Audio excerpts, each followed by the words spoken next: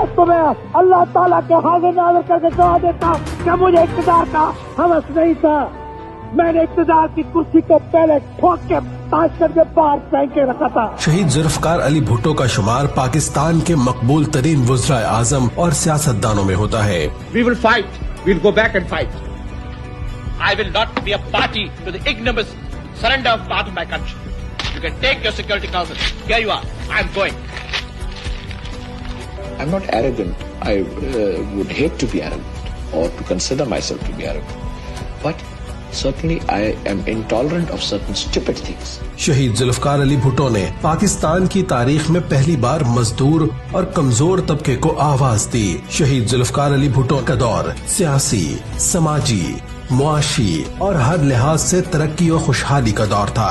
दस्तूर का फैसला हमारे वक्त में, जमहूरियत का फैसला हमारे वक्त में, देहातों में ज़राए इस्लाह हमारे वक्त में, मशरिक़ का वुस्ता में अरबों की मदद देना हमारे वक्त में। इनकी इनकलाबी सोच और फिक्र से पाकिस्तान को आलमी सतह पर एक नई पहचान मिली। We're politicians, and I've known a lot of politicians who want to be statesmen, but this is the greatest combination of both that I've seen. Pakistan को एटमी कुव्वत, आइन, उम्मत मुसलमान को यकजा करने और आम आदमी को